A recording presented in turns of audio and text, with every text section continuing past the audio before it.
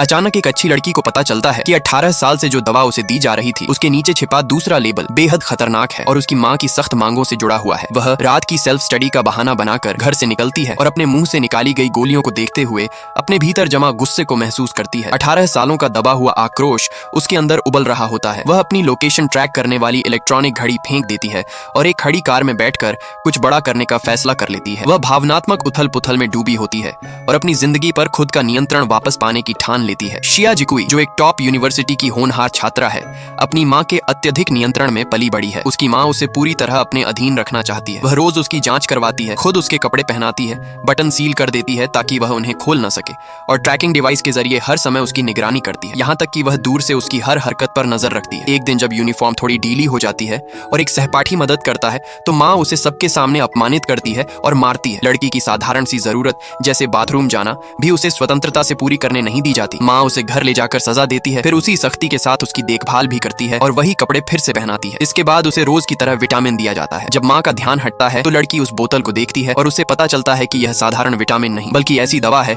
जो उसे हमेशा के लिए बोलने से रोक सकती है। इस सच्चाई से उसका गुस्सा चरम पर पहुंच जाता है और वह तय करती है कि अब वह किसी के नियंत्रण में नहीं रहेगी। वह एक अजनबी के साथ चली जाती है और अपने जीवन की सबसे बड़ी सीमाओं को तोड़ देती है। इस अनुभव के बाद उसे एक अजीब सी आजादी महसूस होती है, जैसे वह पहली बार खुद के लिए जी रही हो। वह उस आदमी से कोई जुड़ाव नहीं रखती और उसकी बातों को गंभीरता से नहीं लेती। उसे यह नहीं पता होता कि वह आदमी एक शक्तिशाली अंडरग्राउंड व्यक्ति है जो भविष्य में उसकी जिंदगी बदल सकता है। अगले दिन घर लौटने पर उसे फिर सजा मिलती है, लेकिन इस बार वह भीतर से टूट चुकी होती है और विरोध नहीं करती। जब उसकी माँ उसके विदेश में पढ़ाई के सपने को खत्म करते हुए उसका एडमिशन लेटर फाड़ देती है तो उसकी आखिरी उम्मीद भी टूट जाती है।